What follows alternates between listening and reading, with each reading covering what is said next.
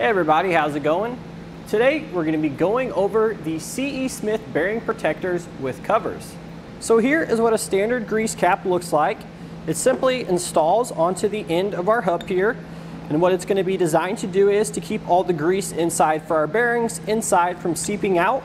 It's also going to keep water or dirt and debris from getting inside the hub and causing damage. And here is what our bearing protector looks like. So both the bearing protector and the grease cap are going to do a great job of not only keeping the grease in, but also keeping foreign contaminants out. However, the bearing protector also doubles as an easy fill mechanism, which we can see using the included Zerk cap. So normally we're going to be checking the grease in our bearings at least once a year to ensure everything is nice and lubed up. Now, if you come into a situation where you don't have enough grease in your hubs, you can actually burn up, destroy your bearings, and possibly lose a tire in the process. So making sure you have adequate grease in your hubs is going to be a pretty big deal, especially if we find ourselves to be towing frequently. So normally, in order to add grease or check grease inside our hubs, we'd have to remove the grease cap. I'm not sure if you've ever done this before. That's easier said than done. They can be removed, but most of the times you end up destroying these things, getting them off anyways. So that's where the bearing protectors come into play. We simply install these the same as we would a normal grease cap, but the included Zerk fitting is going to easily allow us to add grease to our bearings and hubs before each trip, as well as at the end of the year once we clean everything out and we need to fill them up completely. It's going to make this process extremely hassle-free. So there's a few different kinds of these bearing protectors. In order to choose the right one, we're going to give you a couple easy to find methods. The first method is going to be the most exact method, and that's going to be measuring. So what we're going to need to do this, we can't unfortunately just use a tape measure. We do need some sort of caliper, whether that be digital or just a standard one. So we can take one of two measurements to find the correct bearing protector. We can either measure the grease cap.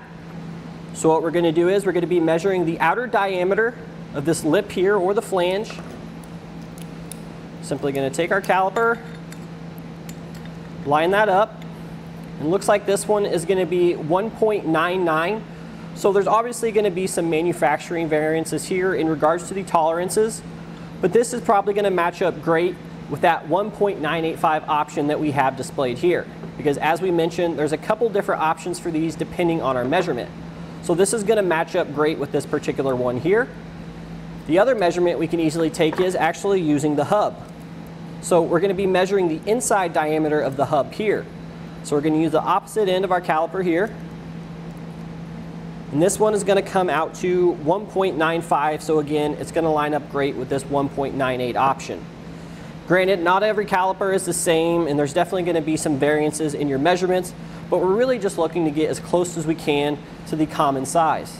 So fortunately, if we don't have access to a digital caliper and we don't really see a need to buy one for other than this use, there is still another method.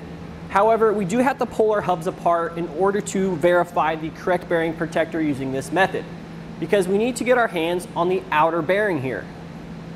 So once we get the outer bearing out, more often than not, if we flip it around to the back side, we're actually going to see it's stamped, the part number for the bearing stamped into the cone here. So it is super fine print here, but we can see the part number for this bearing stamped on there. That's L44649. This is a very common bearing size. So once we get that bearing number, we can then use the compatible bearings that match up with the bearing protector here. Those are all going to be listed on the product page. The L44649 bearing matches up great with this 1.985 bearing protector. Now, as far as the installation goes, the process is quite simple. You're definitely going to be doing this with your trailer on the ground, but we have a nice little tabletop demonstration set up with a spindle so we can show you how easy it is. We're first going to start by assembling our hub. We're going to take the inner bearing, drop it inside the hub here, and then we're going to take our grease seal and we're going to seat that in place using a wooden block and a mallet. So once we have our inner bearing and our grease seal in place, we're going to go ahead and insert our hub over the spindle like so. Then we're going to take our inner bearing, we're going to drop that down into place. Now what we can do is we can take our castle nut here. Once we place our washer over there, thread on our castle nut, And then at this time, we're going to want to tighten and loosen the castle nut to help us further seat the grease seal. But once we have that done, we'll go ahead and snug up the castle nut, then we'll back it off just a hair a little bit. We don't want it too tight, but we do want the hubs to sort of spin freely. A good way to check this is to tighten the castle nut until there's no side-to-side play in our hubs. But once we get that on, we'll simply align up our cotter pin here. You're going to bend that over to lock it in place, and then we'll finally install our retainer clip here. But once we get those things on, we're ready to install the bearing protector. We'll just simply place the bearing protector over the hub here. We're going to take a block of wood. They do actually make a specialized tool for this, but we're going to be using the one that you guys are going to have access to at home. So we'll place the block of wood over the bearing protector. So we don't want to hit this too hard for the first couple tries here, because we just want to make sure we seat it nice and evenly. So it's going to be a little bit more difficult to do this on a tabletop as opposed to when you just have the axle on the ground. But the principle is the same. We're going to give it a few light taps to make sure it's seated on there evenly, and then we're going to hammer it the rest of the way in until it's fully seated. So now we're going to take our grease gun here, and we're going to simply fill the hubs with grease using the Zerk fitting here inside the bearing protector.